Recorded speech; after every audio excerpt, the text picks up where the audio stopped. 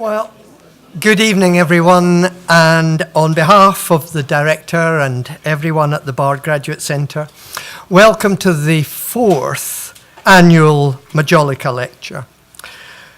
Also, since this is being live streamed, can I also extend a welcome to all those listening online. Now, this lecture has been funded by the Majolica International Society and is being given in honour of Joan Stack Graham, who is here this evening and tells me she's about to celebrate her birthday, so we can talk about that later perhaps. She is a founder of the society and a pioneer in fostering interest in Majolica, that most vivid and exuberant of Victorian ceramics. It's something of a mystery that Majolica, which was so ubiquitous in the middle-class homes of the 19th century, and which are still so accessible for collectors, remains somewhat neglected by scholars of the history of the decorative arts. Well, the Majolica Society, International Society's annual lecture aims to change this situation by drawing attention to the richness and complexity of this material, which really should be the subject of much more serious research. Now, in previous years, we've heard lectures by Timothy Wilson, the curator at the Ashmolean Museum in Oxford, and an authority on Italian Renaissance ceramics. Also, the second lecture by Gay Blake Roberts, director of the Wedgwood Museum in Staffordshire. And last year we heard from the BGC's own Andrew Morrill, whose lecture opened the conference, Majolica, A World View, reviewing the huge range of 19th century coloured ceramics. This year we're delighted to welcome Martina Droth, Associate Director of Research and Curator of Sculpture at the Yale Centre for British Art. Martina has published widely in the field of British sculpture and decorative arts, and many of you will know her most recent exhibition, Sculpture Victorious, Art in an Age of Invention, 1837 to 1901, a survey of British sculpture during Queen Victoria's reign, which was shown at the Yale Centre in New Haven last year and is currently on show in Tate Britain in London. Now, the iconic image from this exhibition, seen on the poster and on the cover of the excellent catalogue, and indeed shown in the lobby, the entrance hall of the Yale Centre for British Art as one was entering that exhibition, is of course the monumental Majolica elephant by Thomas Longmore and John Henck, made by Minton, in 1889. Now, since the title of Martina's talk tonight is The Elephant in the Room, Majolica in the Context of Sculpture, I think we may hear more about that particular object, as well as an analysis of the ambivalent relationship between sculpture and the decorative arts in general, which was the subject of Martina's thesis for her PhD. So please join me in welcoming Martina Droth to give this lecture.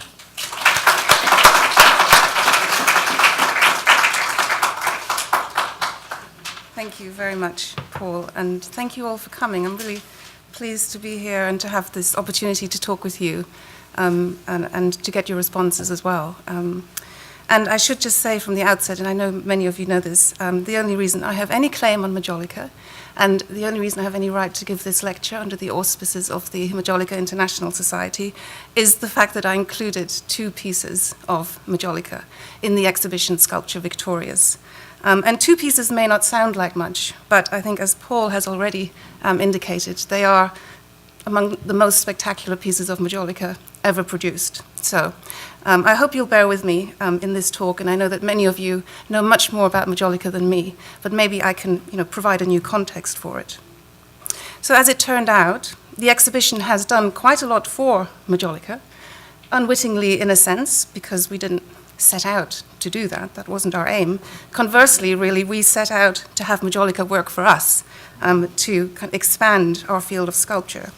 But what goes around comes around, and as I hope you'll see through my talk, I think the exhibition has put an interesting new light on how we can think about this sort of extraordinary Victorian phenomenon. So the exhibition is the focus for my talk, and my motivation in some ways is to get us to think a little bit about how we categorize objects, how we define things, and how this in turn affects interpretation. So if we think of sculpture, and if we think of Majolica, I think two very different images come into our minds. The two are not often thought to have all that much to do with each other. We might think of the different kinds of objects and contexts and circumstances that these two categories of work bring to our minds. Sculpture, of course, is very broad as a category and deeply historical, while Majolica is narrow and very materially specific and confined to a particular period.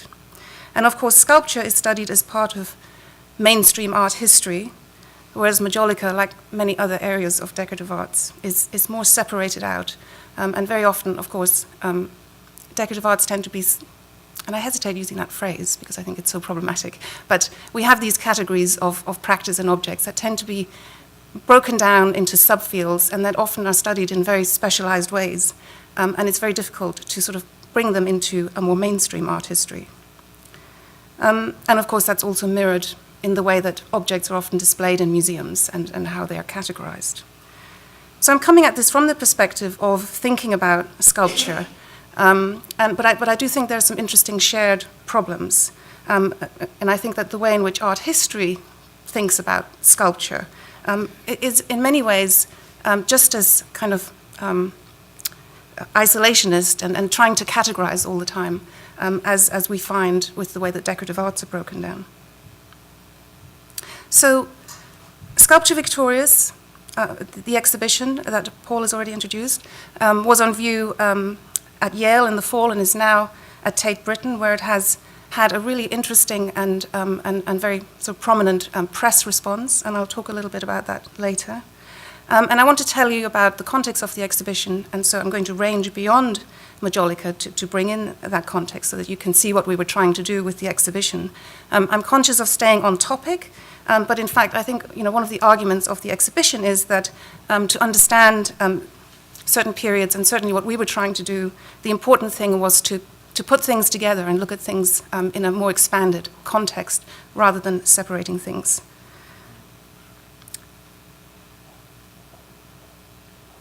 The exhibition takes the dates of Queen Victoria's reign as our approximate start and end dates. But I think an important point to make is that the exhibition is not about Queen Victoria as such in any biographical sense, or Victoria as a patron or a collector. That's really incidental. The exhibition is really about the place of sculpture in the Victorian era. And it's the first exhibition dedicated to a synoptic examination of this topic, which is really quite a remarkable lacuna, but one that really mirrors the state of the field. Although this is changing, and in fact our project has had something to do with that, we brought in many scholars and students alongside the project. But I think in general, it's fair to say that sculpture remains curiously overlooked in studies and conceptions of the Victorian era, despite the great interest in the period as a whole. So if we think about Victorian literature or Victorian history or the Victorians, these are subjects of great fascination. Or the huge show that was at the Tate, the most recent sort of blockbuster was the Pre-Raphaelites exhibition. So there isn't a lack of interest in the Victorian period and its visual art, but sculpture has really sort of remained strangely invisible. And so on a simple level, just by giving this focus to sculpture, the exhibition recovers some of its significance. And this was certainly an important aim for us, to put sculpture back into the heart of Victorian culture and to show that, although it may be marginal in the scholarship today, it really was not marginal in the period. So it's not a historical reflection of the status of sculpture. So on the contrary, in fact, sculpture was a major preoccupation for the Victorians, and that was an important part of our argument. So the driving research question was not whether, But why did sculpture become such a critical form of representation at this time? Why did the Victorians invest so hugely in sculpture? And I think that's a really important point when we think about that we have overlooked this mode of production, and yet the Victorians spent vast amounts of money, labor, materials. If you think of something like the Albert Memorial, enormous effort over many, many years to create an ambitious project like that. But I mean investment also in the sense of research and development. New technologies were being invented, and there was a real focus on sculpture, how to reproduce it, new ways of making it, and that led to some really interesting developments in material sciences. And given all of this interest in sculpture, what was expected of it in return? So we tried to address these kinds of questions from multiple perspectives. And we sought to address sculpture's ubiquity by thinking about coins, medals, reproductions in the home, and the different ways in which sculptural objects were encountered in all kinds of forms and transactions. The different forms that sculpture took, from ambitious monuments, such as this work by Reynolds Stevens, to smaller relief works and statuettes, such as this statuette by Alfred Gilbert. And in turn to think about how these forms and encounters with sculpture reflect its various functions. As a political art and as a commemorative art, as a tool for education, as a means for capturing history, and sculpture as a celebratory art. And that was a really sort of important thing that we kept coming back to. And I feel that our title, Sculpture Victorias, really sort of encapsulates what we were trying to bring across, which is that sculpture, of all the arts, in its sort of physical, material form, could stand as an emblem of Britain and its empire. It was very often a patriotic art. It was very much about the image of the nation and the image that Britain wanted to project of itself. It was very rarely a critical art, let alone a subversive one. And I think sculpture and its technologies of production reflected Britain's success as a modern nation, a modern manufacturing nation with incredible resources. The two works that we chose for the cover of our book really exemplify these ideas, and I feel in many ways they sum up the exhibition. And of course, one of the objects is a photograph, and both what it represents and the fact that it is a photograph were important to that choice. I think it sort of beautifully shows the huge effort required just to make this one statue, and of course hundreds were produced. So again, showing this investment in sculpture. But also photography was a very important theme in the exhibition, which wasn't only about a story told by sculptures, but also the way in which sculpture was then disseminated further into the culture with these new technologies. So I hope you already have a sense from what I've been saying so far, from these examples, that in order to address the question, what is sculpture for, we also had to ask, what is sculpture? What do we mean by this term? And what are we prepared to present under the rubric of that term? And to add a further layer, and one which for me illustrates how powerful our terms for art history can be, there's the more specific question of what is Victorian sculpture? And just to pause on that for a second, Victorian sculpture is a phrase, and actually I'm not sure how confluent a phrase it is in this country as it is in Britain, but very much in Britain. Everybody understands what one means by this phrase, and it's one that we used for years as our kind of shorthand for the exhibition. We used it as our working title for a long time. We really struggled to come up with the right title for many years, in fact. And it seems like a very convenient way of summing up a topic. It seems to say exactly what it is. But actually, the more we worked on this exhibition, it felt like it's actually a kind of, it's a phrase that predetermines its subject. Just by putting those two words together, Victorian and sculpture, we're suggesting that there is this pre-existing category that we can kind of lift out and just deal with. And we didn't want to do that, because I think it really pushes aside the important questions. For a start, what is it that makes a sculpture Victorian? and what was it about sculpture that made it significant to the Victorians? Those seem to be the important questions. And I think as we go through the images, you'll see that many of our objects are really not Victorian. They're Indian or American, for example. And many are not even sculpture in the traditional sense of the word. So really, I think the important way of describing the exhibition for me, and actually just to show you, this is the Tate leaflet, which you get as you walk into the exhibition, and it's kind of their poster for the show in all the publicity. And you can see that they got rid of the too complicated subtitle, Art in an Age of Invention, with dates. How off-putting is that for the audience? And they put the power and beauty of Victorian sculpture, because they wanted to create a very sort of recognizable tagline. And Victorian sculpture is something that everybody understands. But I think that actually also set up some problems for the exhibition, and we can come back to that later.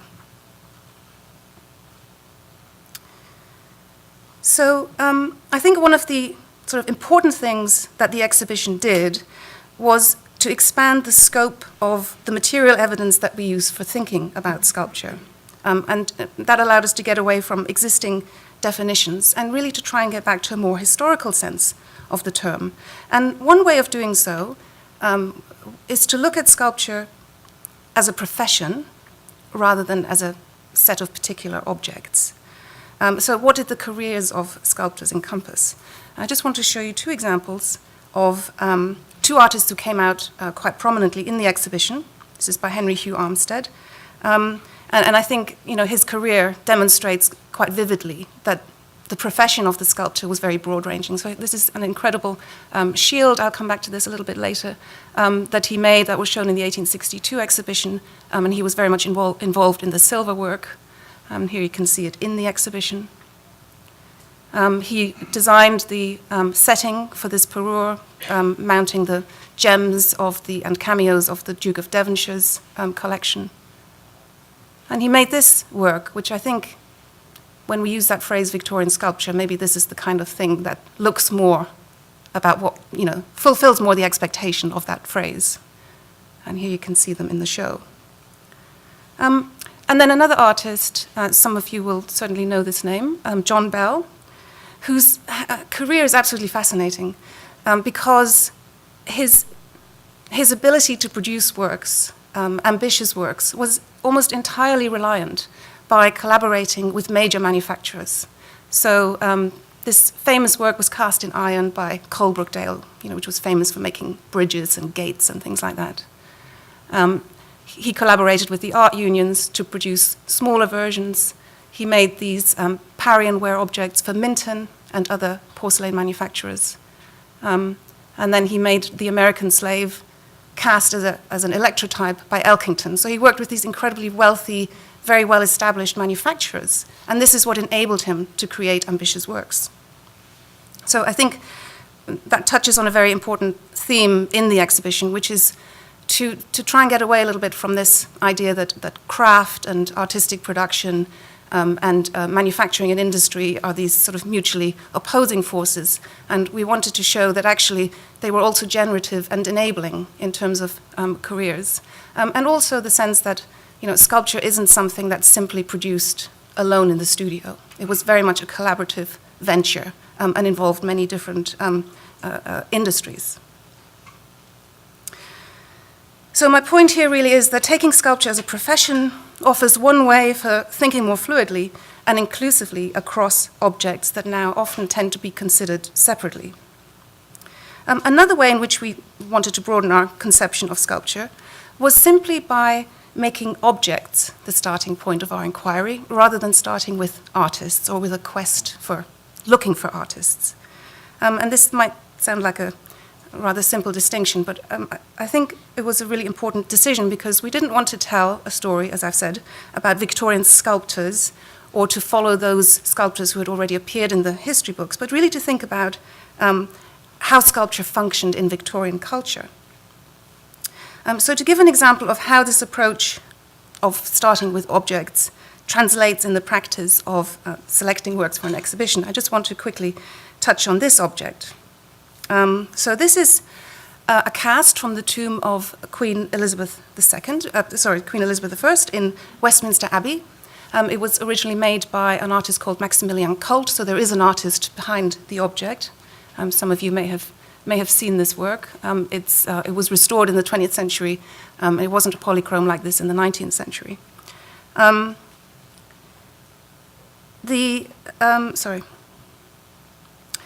So it's the sort of thing that doesn't appear in the history books because it's a reproduction. It's made by Elkington. It's not made by an artist. But I think this object is so far removed from the original object, visually and materially and experientially, that the word reproduction is inadequate to describe the object and for us to understand it. And I think actually, art historians need to think about reproduction in new and different ways, because it's often thought of in a very reductive way. So it's made of metal in what was then a pioneering new technology, the electrotype, pioneered by Elkington. It's patinated almost black, whereas the original tomb was carved in white marble with polychrome effects. Of course, the original sculpture is the full body lying recumbent and looking upward into the heavens, whereas Elkington's version is truncated. It's been flipped upright. You can see the pillows behind her head, no longer makes sense, but she's now looking out at us in the form of a modern portrait. And this was commissioned for the National Portrait Gallery, the new National Portrait Gallery in London, along with a whole series of these casts of tombs. And I think that it shows the way in which history was kind of co-opted, represented, and made relevant for a modern audience. So my point really here is that this is the sort of object that you don't find in the histories of 19th century British sculpture, and yet it clearly is a sculpture, and it clearly does tell us quite a lot about the way in which sculpture was used in the Victorian period.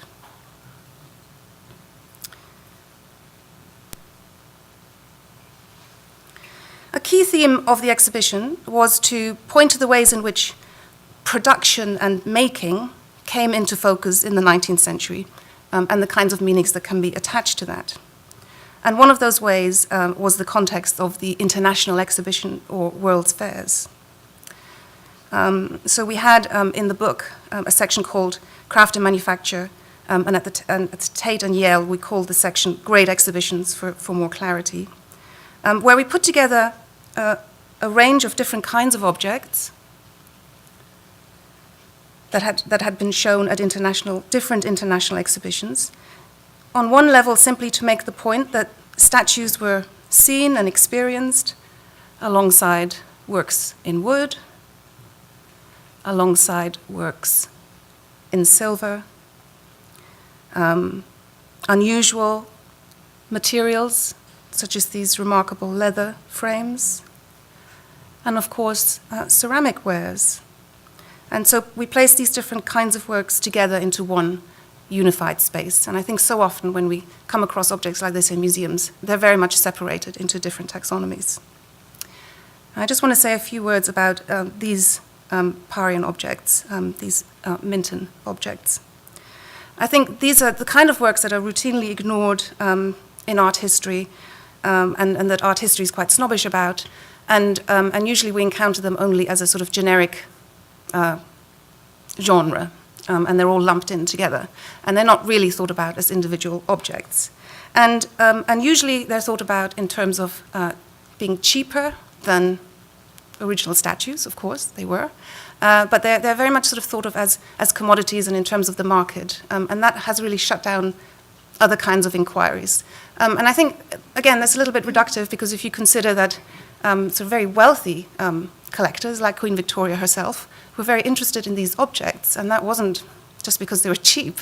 It was because they were seen as wonders of invention and technology, new material developments reduced by the Cheverton process, brand new scientific process for reducing the scale of objects in an accurate scientific mechanical way.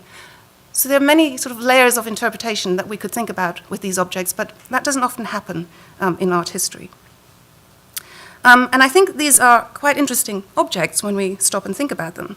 Minton decided to reproduce a Parian ware version of this very famous German statue of 1816 by Dannecker, which was often described in travel accounts, people doing the sort of Northern Grand Tour. Anna Jameson and other writers mention visiting this famous work.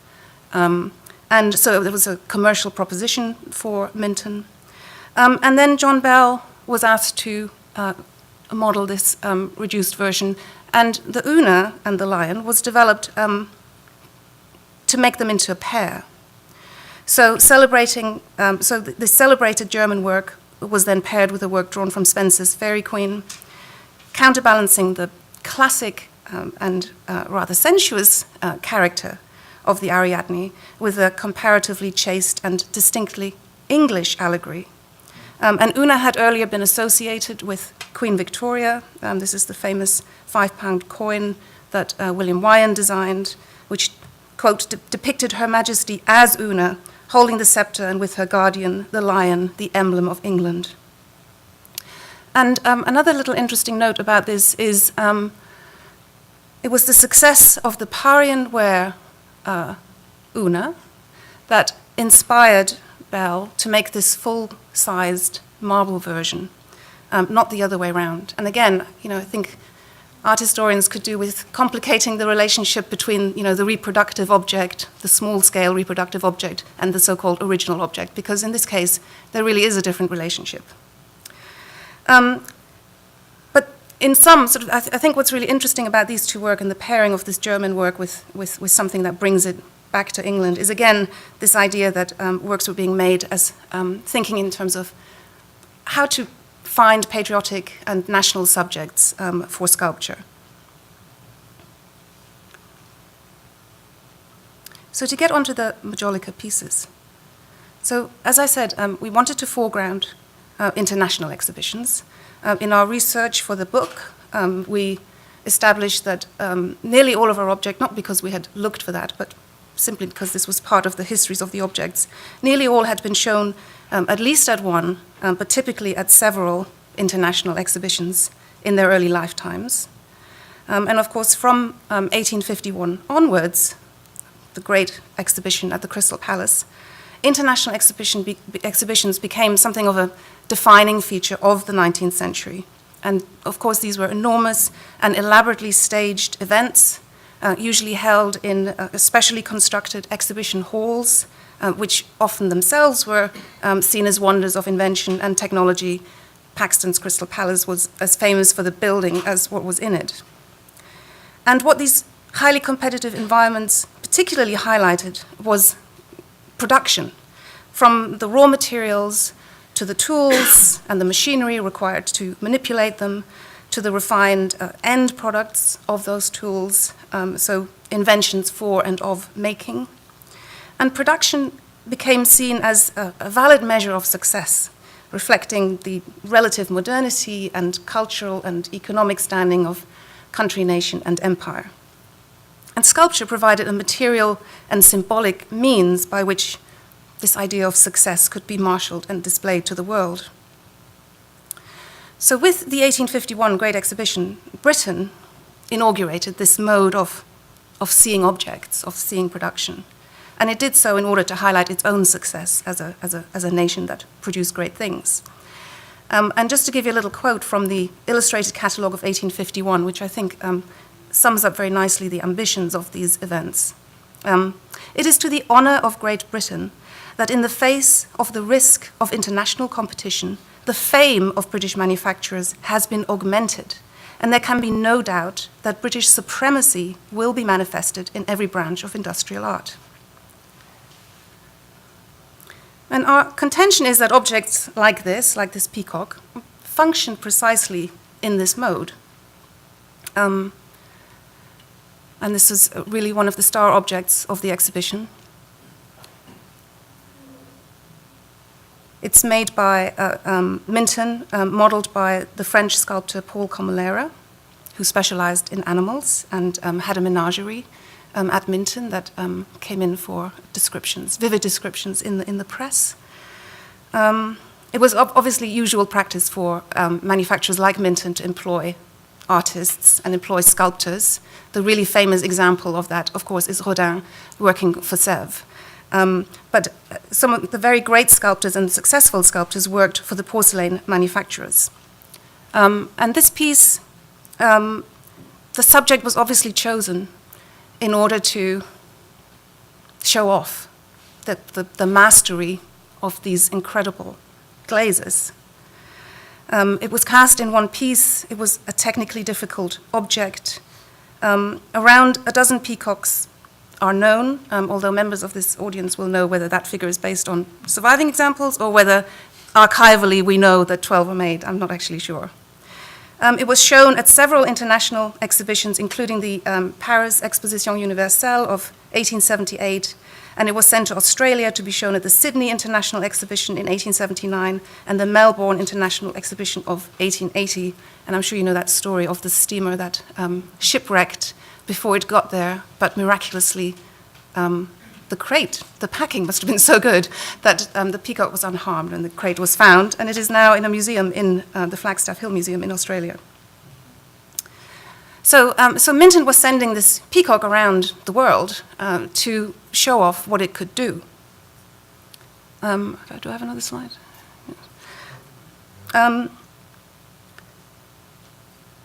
The peacock, as a bird, was long ago introduced to various regions around the world, but it was inextricably linked to India and would have been recognized as a symbol of India, and that was a really important point we wanted to make. And so we showed this piece in proximity to the Outram Shield, which illustrates James Outram's success in a very brutal way at Lucknow, and with some ivory carvings from India, and of course in proximity to the elephant.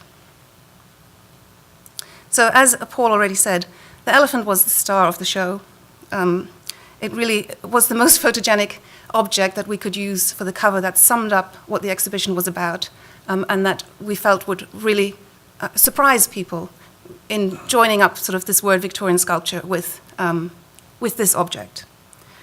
So we used it for a light box outside the building, and the Tate used it for their banner and for all of their publicity. It was the first object that you saw as you walked into the Yale Center when the exhibition was on view, and we miss it very much. At the Tate, it has this fantastic position in this beautiful room where you're looking from a very sort of light-colored room that examines antiquity, so sort of very white room, into this dazzling display, and it's a very surprising juxtaposition. And as I already showed you, it was on the cover of our book. It was also picked up by the press in the UK. The show was reviewed in all the nationals. And it invariably featured in all of the reviews this image of the elephant. The good reviews and the bad reviews, and I'm going to come back to that later. So I think, as many of you know, the elephant, this is the other one that's not at the Tate, is in the window of Thomas Goods, where it has been ever since it was made. This is Miko McGinty, our book designer, proudly standing with the object that had to be photographed actually through the glass, and our photographer did the most amazing job. It was going to cost a fortune to move it just to be photographed. So yes, it's a very manipulated image on the cover of a book, but it came out very well. It was made for Thomas Good by Minton, modeled by Thomas Longmore and John Henk. And it's an example of a spectacular object made specifically for display at international exhibition. In this case, the 1889 Paris Exposition Universelle. Most immediately, the elephant represents the unmistakable symbol of empire. It represents Minton's enormous investment in craftsmanship, in material knowledge, in the science of the colors, manufacturing technology, and in a way that is really the purpose of the object. And if you imagine this standing in Paris in the context of Sèvres, it's clearly part of a game of one-upmanship, of showing off. So the elephant was able to proclaim in a very immediate and visual way the prowess of its maker, Minton, and in turn of the superiority of Britain as a modern manufacturing nation with a very high cultural and artistic cachet.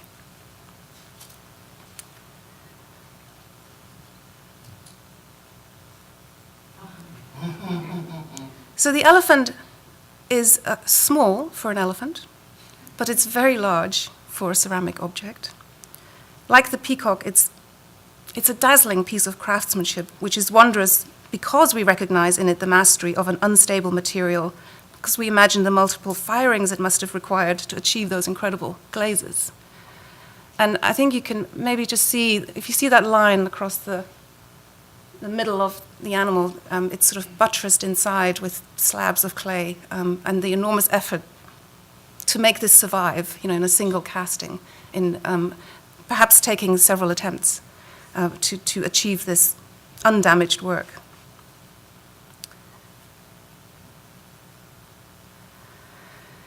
As a small elephant, it is not threatening. It's not meant to be a threatening beast of the wilderness. It's been domesticated. The tusks have been cut and rendered harmless and aestheticized with these golden ends. And actually, I think the tusks are really striking.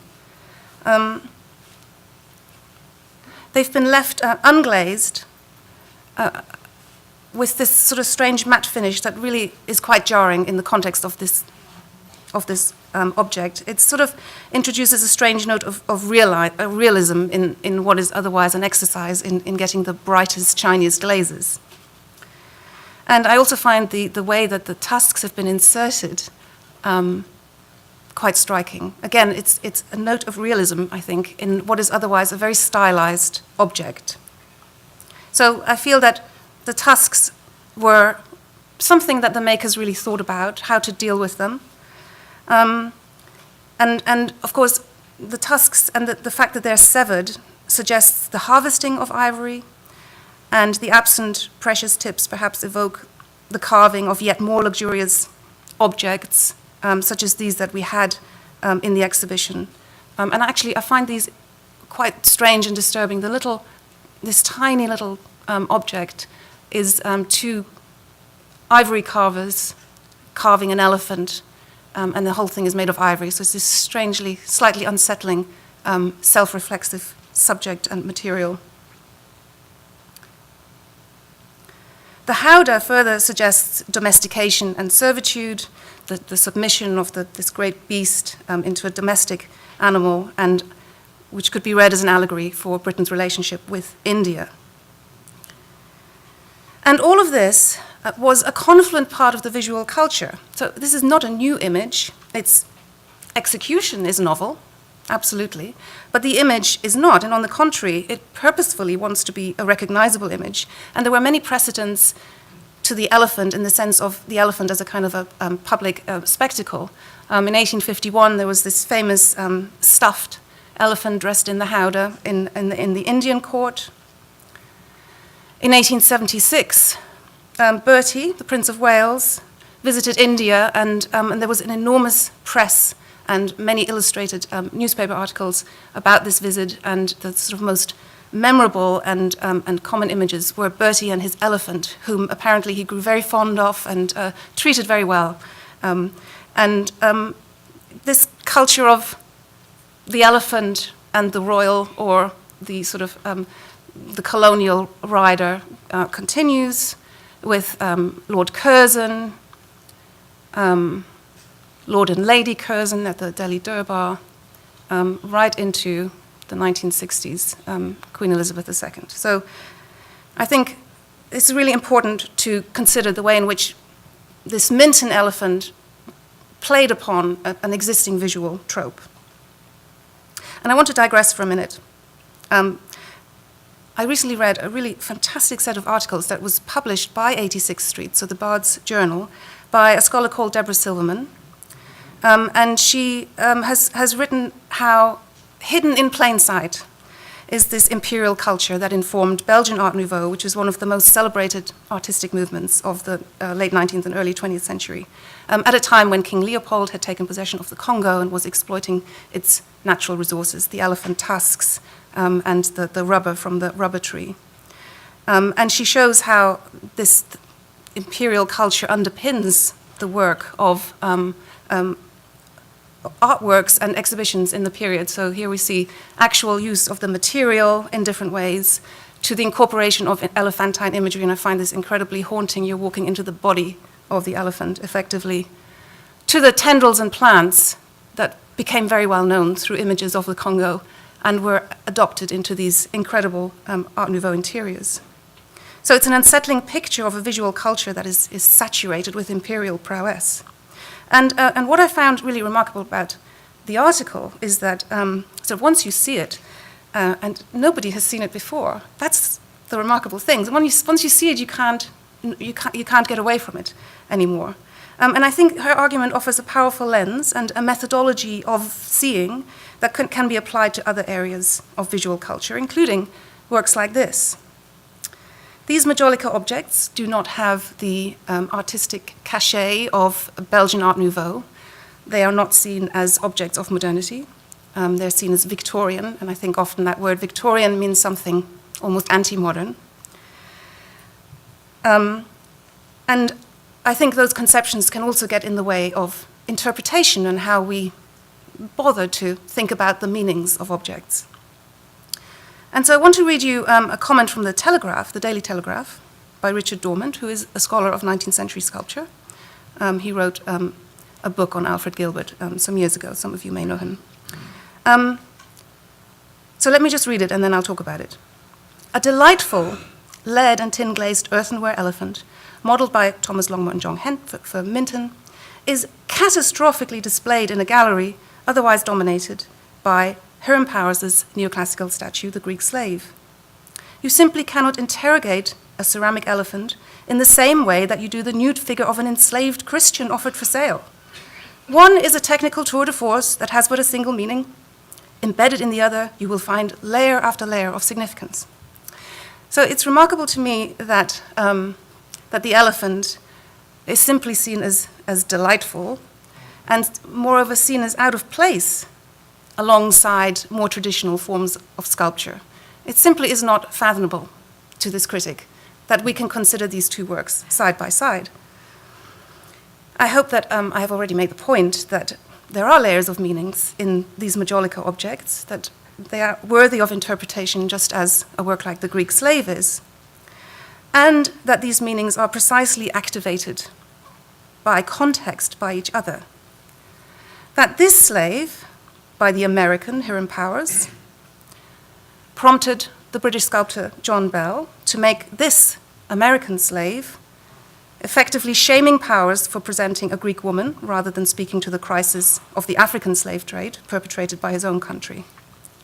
And that this American slave, this moralizing statue, which in 1862 formed part of the centerpiece of the exhibition, the Elkington Trophy, an enormous extravaganza of figures representing allegories of Britain, in which enfolded the American slave as an object that represented British moral values and moral superiority over America. And that this was shown in the same year as Armstead's relief, and maybe you can just make out from trampling over the bodies of the mutineering Indians.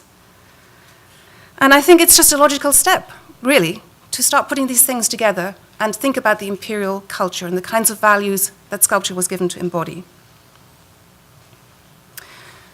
So I'm always going to leave it there.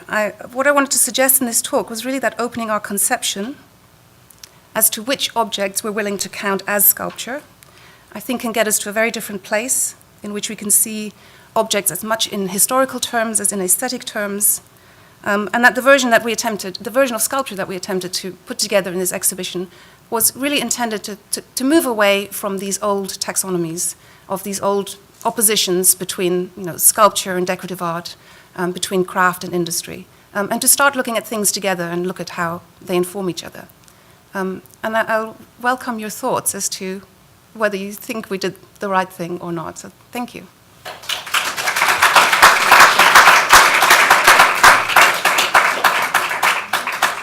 Phil.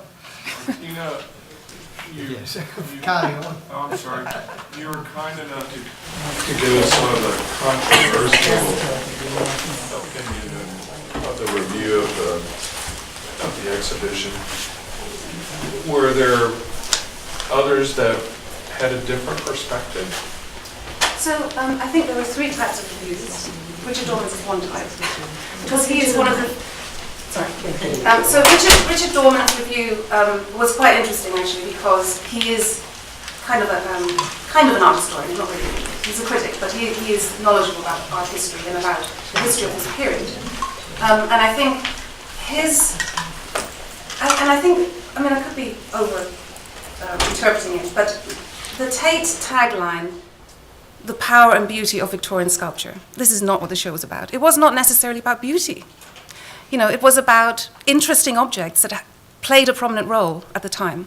And, you know, I think the objects are beautiful, but they're not sort of the Royal Academy great hits. And I think Richard Dorman went into that show expecting a kind of a survey of his favorite sculptors. And that's not what the show was about. So that was one type of review. We had some lovely reviews. Tristram Hunt, the MP for Stoke, who came to see the show at Yale, wrote two wonderful responses to the show where he recognized what it was trying to do and that it was trying to create a kind of a history of the culture and sculpture's place within it. And then the third type of review was by people who just hate Victorian art. And there are quite a few of those, and they were incredibly obnoxious and rude reviews where, you know, the word kitsch was kind of the big key word for yeah, so that was, and you know, I don't know, those of you who are sort of familiar with the British press, it's really quite different to the response that we had here. I mean, a much more polite. We had quite a critical review in the Wall Street Journal, but the writer really engaged with the exhibition and understood that the point of these objects wasn't to just look beautiful. So engaging with the intellectual content, whereas the British critics just like to opinionate. So it was interesting. Yeah. Well, thank you for a really interesting lecture, and I learned a great deal tonight. You've thought so much in your own practice about how the viewing conditions of sculpture really condition responses in those who observe it. And I was struck in your installation views, the efforts that you went to. I mean, in the case of the elephant, I guess it's attached, but to reproduce something of the bases or the pedestals or the kinds of things on which these works were mounted, but that are often cropped out in photographs, right? So I wonder if you could just say a bit about looking back at the sort of broad variety of objects that you united. What can we learn by, attending closely to the sort of the circumstances, the other paraphernalia, and in a sense the technology of display? Does that send messages that perhaps to our eyes are surprising, but are a tool in recapturing what we might think of as a kind of a period eye or a period hierarchy of these diverse objects? Well, I'm interested that you think we've done that, because it's very difficult to do, because often... Some of them are attached, right? So they come along with their own bases, and I think that that's interesting. Yeah, yes. So a handful of objects, like the elephant. The Greek slave by Hiram Powers is fascinating, because it has its original pedestal that was shown in 1851, which was a rotating pedestal, and all of the imagery that reproduces the American court, and there were hundreds, and we had several in the exhibition, show precisely this. It's a wooden base that's been painted a fake marble. So I think, yeah, so that was a nice opportunity. And then there were a handful of things like the wooden carving that's in its original glass case. And then we tried actually, but failed, to get a little Minton Parian Greek slave that's in one of the National Trust properties that has its original glass dome. And I think it does give you a sense of how this object would have been viewed in the interior. But in the end, it was too expensive to borrow that particular piece with its glass because it's so fragile. So it's difficult to do, but I think it is nice to try and evoke those things. And we did a little more of that at Yale because we included a lot of photography.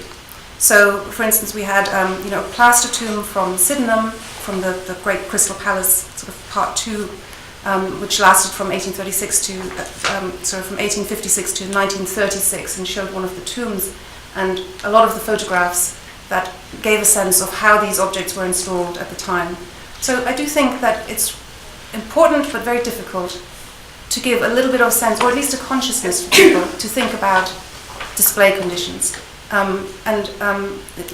of course, the exhibitions, the international exhibitions, were I mean, one could never reproduce that that clutter and the thousands and tens of thousands of objects that people were confronted with in these environments. But we did show images sort of the display, so that people could at least have it in their head how these objects were approached.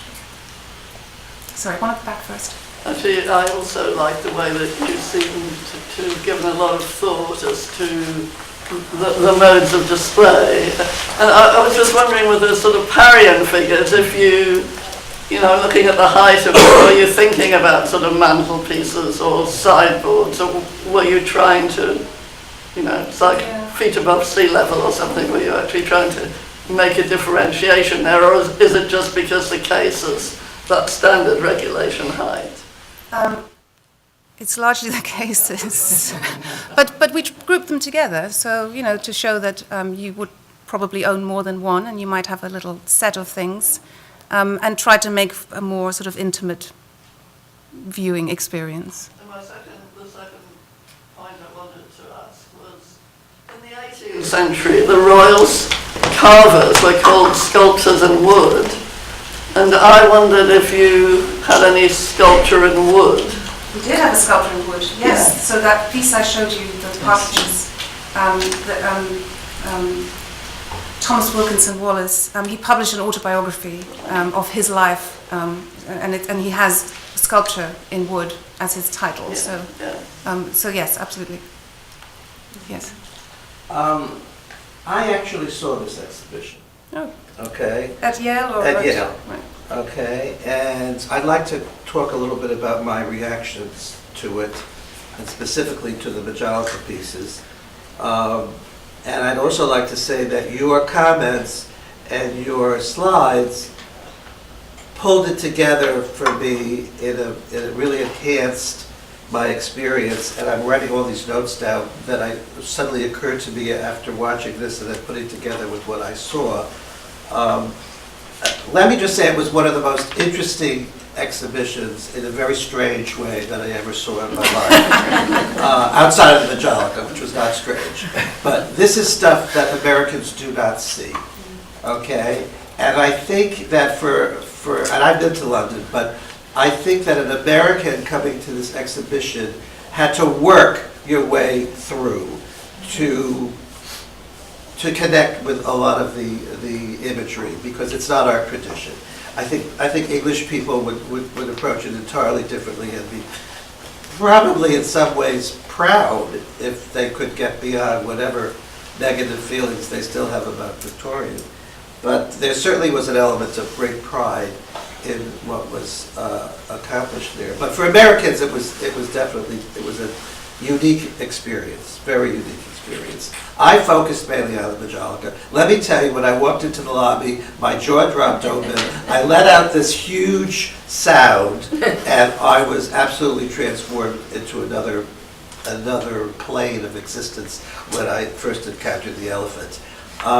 The other thing about these images, the elephant and the peacock specifically, and I think your pictures highlighted it specifically with the elephant, is the interactive quality between the viewer and the object. And you saw how this woman was, I mean, I don't know if it was posed or whether it was spontaneous, but her relationship to this object and the way her body was shaped was really fascinating. And then it brought me back to my own experiences of what my body was like in relationship to these two sculptures, and it was very different. The elephant, in some ways, is more readily accessible for a variety of reasons. I think it's a more familiar object, just in general. The elephant, we all love the elephant. And also for American elephants and circuses and so forth is where we know the elephants from, as opposed to the Indian elephants. But the interactive quality on the Minton was much more direct. The peacock, on the other hand, is a vertical sculpture. Okay, the Minton is much more horizontal. In order to experience the peacock, first of all, the experience of the human size as against the sculptural size is again a very important element. It was shown in the photo that you showed with Queen Victoria. But it was especially prevalent for me with the peacock, because you are really struck with how tall the peacock is. And I mean, I'm not a particularly tall person, which may have made a difference, but you really feel way down there. And the peacock, you can't tell from a picture how you feel when you see the size and the majesty of the peacock. Okay, it is truly, it's like up there in the clouds. And you have to, and I experienced it from the bottom up, and you kind of progress from the bottom up, and then way up at the top, you do see this incredible head. Okay, however, the bottom is incredible because there's this incredible difference between the unglazed, the more unglazed, naturalistic, undecorated front and the back, which are the feathers, and which is this, again, amazing. But it's this progressive, much more of a progressive experience from the bottom up, as opposed to the elephant, which is experienced in a much more linear way. I know I'm talking a lot, but I just wanted to tell you what it was like for a human being who loves Majolica to come into contact with this, and it really was amazing, and I'm glad I made the trip. But my question was... You have 30 seconds. My question was, to how it was, well, it's a statement as well as a question, how it was, for example, I can't conceive of how they were able to make these pieces in one piece, mold them in one piece.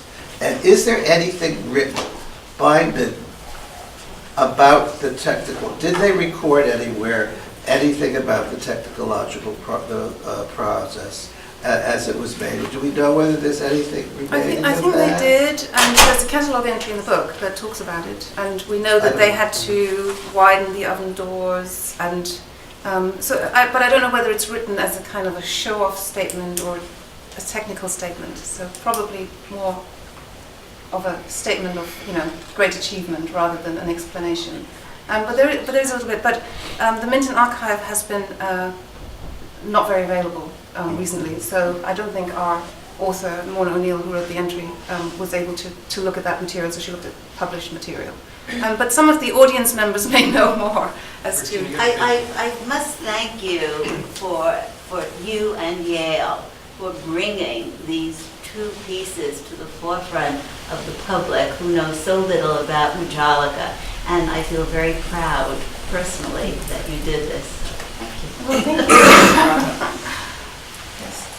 Thanks so much for your talk. It was great. I had a question actually about the reception of the Greek slave and the American slave at the Yale exhibition vis-a-vis at the Tate, and because I feel like coming from an American context that the Greek slave is so well known in any survey of American art or in American art museums, but John Bell is someone who's a little bit more new to kind of that narrative, and I was wondering if in the British context how that changes with John Bell being someone whose monuments are around London or whose sculptures are perhaps more well known, and if kind of... Yeah, that's an interesting question. I don't think that made any difference. I mean, I think John Bell is not a name anybody knows, even though the monuments are visible. So I don't think that really made the difference. And I think the Greek slave is not well known either. So, yes, I can't really say what the Tate reception was, except there wasn't really anything. There wasn't much of a response, as far as I could tell, and I'm kind of limited to the press response, and we've had a few study days, but it didn't come to the foreground, whereas at Yale it was a central part of the show, which we came back to again and again, and which was used extensively for teaching, and really was a kind of a focus, and also in some of the sort of press responses. And of course, it's especially well known at Yale because there is a Greek slave at the Yale Art Gallery. We borrowed one from Newark, and I think there is this familiarity with the object, and the unfamiliarity with the John Bell object sort of reanimated the Greek slave, and it was really, really interesting how it just inflected the way people could think about the Greek slave, which I think is an interesting object in terms of a history of sculpture, because it's so much more prominent in a history of American history, and as an object that stands, that again and again we encounter in discussions about the Civil War and slavery and abolition, and the way it kind of avoids but also alludes to that conflict. And the American slave has come into some of those discussions, but I think neither object is really all that prominent in histories of sculpture. So when the Greek slave is thought about as a sculpture in a history of sculpture, it's seen as quite a mundane object. It really becomes interesting to scholars when they think about that context in the history. But that was a really interesting facet at Yale of the. Now that the Majolica elephant is in the middle of the room, and we're looking at all of its bright colors, and Majolica is a medium in the context of Victorian sculpture, do you have any thoughts about why particular models were chosen to be celebrated in Majolica versus the broad range of sculpture that was produced in Parian? I mean, there are hundreds of models. It's like, why this material? Why these glazes? Sorry, why what? Sorry, why these objects in Majolica? Yes. An elephant and a peacock? Yeah, versus the hundreds of reduction models that were done in Parian and in bronze and I'd be interested to hear what other people think about that, and my scope of knowledge about what was produced in Majolica isn't as huge as some of the people here, but I get the sense that choosing objects that have colour, the peacock, I think, is absolutely chosen. I think it's, peacock feathers were exported and, traded. It was a huge, bird feathers was a huge and brutal trade for fashion and accessories. And I think, this is part of that too. It's this sort of reveling in the colour and showing that artifice can produce equally sumptuous colours. So I think with the peacock, that seems to me why the peacock was chosen. And I don't know actually if there's kind of any historical why the elephant. It's an incredibly difficult object to make, but I think, so I don't know, but I think I tried to talk a little bit about the fact that this is part of the whole culture of the period, but maybe you know something I don't. Well, it's not that I know, but I may be putting words into Melissa's mouth, but I think she's wondering why so many pieces of sculpture were put into these smaller white Parian objects when, and then this is my addition to the question, when there was such a pronounced love of the color that was, why were they simply imitating, the original marble sculptures, or was there some other impetus to just to stay with the alabaster look and to ignore their, obviously they knew they had the capacity to make these. You look at the tea sets and all of those things. Why was there not more tabletop sculpture in Majolica? Is that kind And of what also you're asking? those that were chosen. Like there's a broad range of Carrier-Belleuse models. There's a Geneste is very well represented. You have Comolera. There are certain sculptors that you see again and again, their models being picked up and used. Yet Una and the Lion and Ariadne were widely produced at Minton in Parian, but never will you see them in Majolica. And I'm just wondering, what was the thought process that brought some models being completely 100% turquoise, just, a model that you see in marble as a figure again and again. And it is produced in complete Majolica glazes, bright turquoise. And yet, I think that's a great question actually, yes. And some Parian ware was coloured, and unfortunately we couldn't get any examples. So there's an American slave, a polychrome American slave, for instance, polychrome tinted Venus, and different kinds of objects. And I don't actually know how the colours were achieved, because I don't think I've ever seen one. But they were produced, but I don't know, we weren't able to get hold of those. But it's a great question, and maybe it has to do with, Parian ware was marketed as this distinct thing of Parian marble and imitating the marble appearance. And I don't know whether these are just different strands of the commercial output, but I don't know. It's a good question to think about. Thank you. Thank you.